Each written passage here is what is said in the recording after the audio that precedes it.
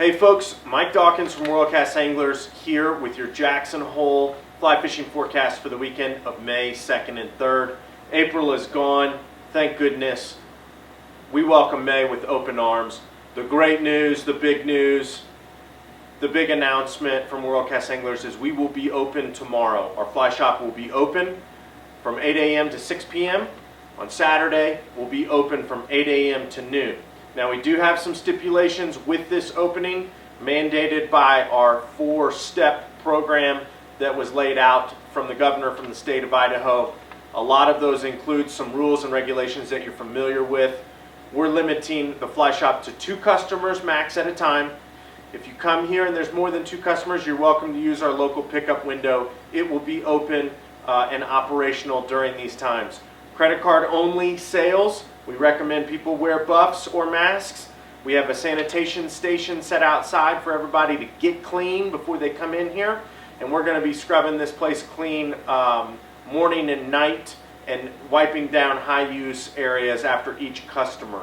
So we're here for you guys.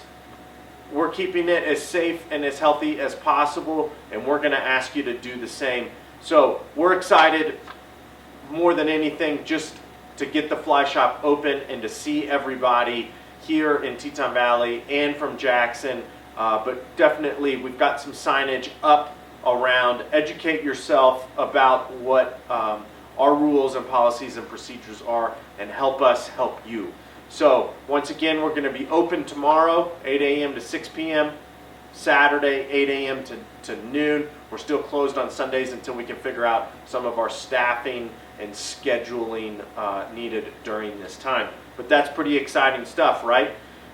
Upper Snake River Basin Snowpack still sitting at 109% of average. Henry's Fork Basin is sitting at 101. We've seen our first really warm weather and string of warm weather come this week.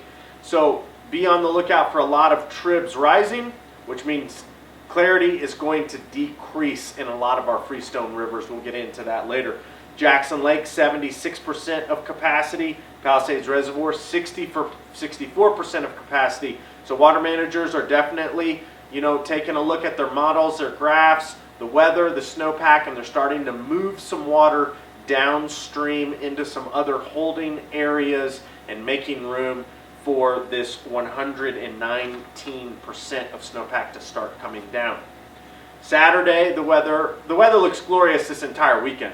Partly cloudy on Saturday, high 57, low of 34. Sunday, sunny, high of 60, low of 41.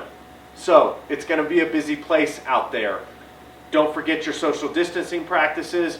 Don't forget, the golden rule of do unto others as you would like done to you. Respect your neighbor. Respect those out on the water. Space out. Everybody's out there to enjoy the same thing. So definitely, we've made it this far together. There's no need to stop now. Henry's Fork, 1,760 CFS being discharged from the box. 3,540 CFS there on the lower river around Ashton. We saw some big increases yesterday coming out of the Box Canyon, Island Park Dam, as well as Ashton. So turbidity is high, clarity is still okay, fish are still being caught. It's probably ranging in, to a foot or so. Let those things settle out. Nobody freak out. Nobody's jumping off any cliffs right now like, oh my God, they ruined our dry fly fishing. How could they? Because it's, it's pretty normal for this time of year. But just be ready, for some decreased clarity and some increased turbidity on the Henry's Fork. We're seeing Mother's Day caddis. We're seeing blue-wing olives. We're seeing March browns. So be ready with some purple parachutes. Be ready with some parachute pheasant tails for the March browns. Be ready with any of your Baetis imitations. Caddis, anything that's small and darker shades like Peacock's caddis, Garcia's Mother's Day caddis, anything along those lines are going to be really productive. I heard the nymphing up there the past couple days was on fire, especially with the San Juan worm. No brainer there, but be ready with rubber legs, San Juan worms, caddis pupas and larvas, all sorts of that good stuff. And look for the Henry's Fork to continue to be some of the best dry fly fishing opportunities that we're going to see in our local area. The South Fork of the Snake, 13,800 CFS being discharged from Palisades Dam, 14,800 CFS there on the lower river. We're seeing a little diminished clarity coming out of Sheep Creek, Palisades Creek, Rainy Creek, Pine Creek, and all those other tributaries. But unlike the Snake and maybe the Teton and some other areas, the South Fork doesn't have a high tributary influence. So usually you can still have some really good fishing from the dam to about the falls, which is one of the first tributaries that comes in on river left. But the South Fork's been solid. Clarity is still darn good for this time of year. Look for it to still be a nymphing game. As you know, our WCA guide Mikey Hempkins says, nymphing ain't easy, man, but you got to get after them that way on the South Fork of the Snake right now. Rubber legs were the name of the game last weekend. Look for San Juan worms to come into play. You know, small pheasant tails, tactical bullet quills, Spanish quills, perdigons, anything along those lines are going to be good. I had some pretty darn good streamer fishing last Sunday on the South Fork of the Snake too. I was fishing the Scientific Anglers INT 3.5. It's a density compensated, you know, sort of striated streamer line, you know, with some articulated streamers in white, olive, and black. I was not moving my streamers very fast, folks. I was actually jigging them and pulling them a lot, just trying to get a fish's interest because that water's still pretty darn cold. There weren't a ton of people out there either, so if you're looking for that place to sort of spread out, check out the South Fork of the Snake. The Snake in Jackson, 1,420 CFS being discharged from Jackson Lake Dam, 7,880 CFS going into Palisades Reservoir before the Salt and the Grays. We're seeing Snake River tributaries do this. Clarity is starting to do this.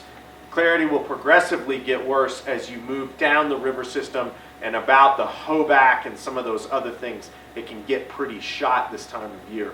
But don't despair. There's still going to be some small windows here and there. We get some cool days and cool nights.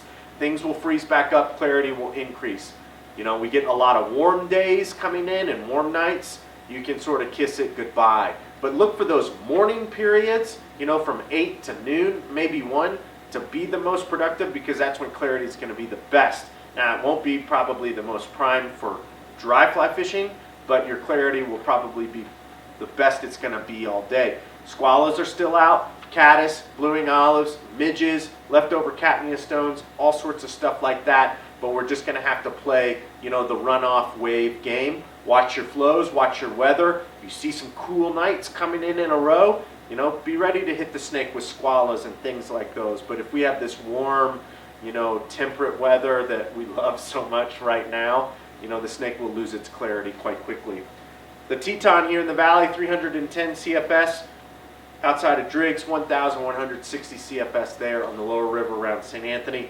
Similarly, we're seeing the Teton in its off-color, diminished clarity mode. You know, it's good for pleasure floats, stand-up paddleboarding and stuff like that this time of year, but the fishing is going to be pretty darn tough. Similar to the Snake, we're going to see that clarity increase if we have some cool days and nights, but you can pretty much kiss it goodbye when we start getting some days in the 60s and mid-60s coming up. We still have a lot of low-level snow that's melting off here that's creating some diminished clarity in the Teton. You get some weird recharges from irrigation canals and things like that this time of year as things are sort of thawing out. But look for the Henry's Fork, look for the Snake, South Fork of the Snake to be your two prime options. There's plenty of water out there, folks, so you know, definitely spread out for all of us to enjoy. So once again, we're open tomorrow.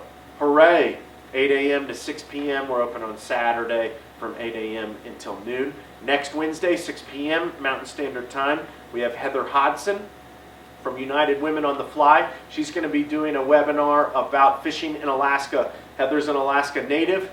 She lives in Spokane, Washington now, but she's traveled Alaska quite extensively through her years, tackling trout, salmon, grayling, char, everything known to anglers up there with a lot of different tactics. She's also going to come in with some different things that you can do at home to benefit yourself getting ready for your next trip while we're in these social distancing modes. So that's all I've got. We're open tomorrow. Come by, give us a honk, knock on the window. We can't wait to see everybody. Thanks for everyone's patience and support during these unique times. We can't say thank you enough. Thanks again for tuning in. Have a great weekend and a safe weekend on the water. and we'll see you here next week.